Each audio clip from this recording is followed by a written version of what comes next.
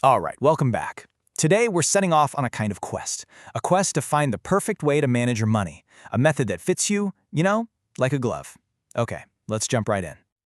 I mean, we've all been there, haven't we? Staring at a spreadsheet or your bank account and just feeling totally and completely overwhelmed. It can feel like such a chore, this huge restriction on your life. But you know what? It really doesn't have to be that way at all. Exactly.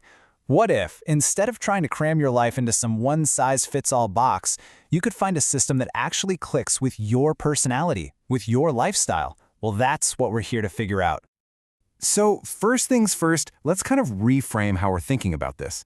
Budgeting isn't about what you can't do, it's about gaining control over what you can do. The real goal here is to find a system that you can actually stick with for the long haul, something that makes you feel empowered, not something that makes you want to just give up after a week. So, let's explore our options. Our first stop on this quest is probably the most popular one you'll hear about, the 50-30-20 method. You can think of it as the rule of balance. The idea here is honestly beautifully simple. You take your income after taxes and you split it into 3 buckets. 50% covers your absolute needs. We're talking rent, groceries, utilities, the must-haves. 30% is for your wants, things like going out to eat, your hobbies, Netflix. And that last 20%, that goes straight to your savings and paying down any debt you have. The big draw here is just how easy it is. It's more of a guideline than a super strict rule, so there's a lot of flexibility. The catch, though, that 50% for needs can be really tough if you live somewhere expensive, where your rent might just gobble up that whole chunk by itself. It's really perfect for anyone who just wants a clear, simple overview without having to track every single coffee they buy. So if that last method felt a little too loosey-goosey for you, our next option is the complete opposite. This is for when you want maximum, absolute control. Okay, I know this formula looks a little intense, but the idea behind it is so powerful. It does not mean you spend until your bank account hits zero. Not at all. It just means you give every single dollar a job to do. Your income, minus everything you've assigned to expenses, savings, and debt, has to equal zero. Every penny is accounted for. And right there, that's the trade-off. On one hand, you get this incredible, unparalleled control over your money, which pretty much kills any kind of mindless, impulsive spending. But the flip side is, this takes serious commitment. You got to be a detail-oriented person who's ready to sit down and track everything, every single month. All right, our quest now takes a bit of a turn towards the tangible. We're going to look at a couple of really practical, hands-on methods that help you manage your day-to-day spending. This one is an old-school classic for a very good reason. It's a physical visual system. You figure out your budget for things like groceries or fun money, and then you put that exact amount of cash into actual labeled envelopes. When the cash in the fun money envelope is gone, well, that's it for the month. No more fun money. The power of this method is all psychological. When you physically hand over cash, you feel that purchase way more than when you just tap a piece of plastic. It's a fantastic reality check if you tend to overspend.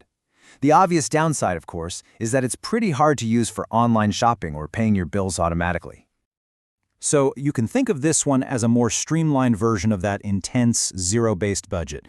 Instead of tracking every last thing, you just identify your personal problem areas, maybe it's your grocery bill or how much you spend on Amazon, and you set firm spending caps for just those categories. You don't sweat the small stuff, you just focus on the big areas that tend to get away from you. This approach is great for targeted control. It's simple and it focuses your energy where you need it most. The only thing you got to watch out for is that since you're not tracking everything, it's still possible to accidentally overspend your total income across all those little untracked purchases combined. And for the final leg of our journey, we've got a method that's designed to help you build wealth pretty much on autopilot. It's called Pay Yourself First. The concept here is so powerful because it's just so simple. You make saving the very first bill you pay when you get your paycheck, before you even get a chance to spend that money on anything else. You just set up automatic transfers that whisk money away to your savings account, your retirement fund, whatever your goals are. You basically treat saving like it's a non-negotiable bill, just like rent. The huge advantage here is that it's effortless. It's a set-it-and-forget-it strategy that guarantees you're making progress on your goals. But, and this is a big but, it's not a complete budget on its own. It's fantastic for prioritizing saving, but it doesn't do a thing to help you control your day-to-day spending. Honestly, it works best when you pair it with one of the other methods we've talked about. So there you have it. We've explored 5 really different paths, from the balanced 50-30-20 to the super precise zero-based, all the way to the automated pay yourself first. Now it's up to you to choose. And this, right here, might be the most important takeaway of all. Don't get stuck trying to find the one, single, perfect system. The best budget in the entire world is the one you can actually stick with.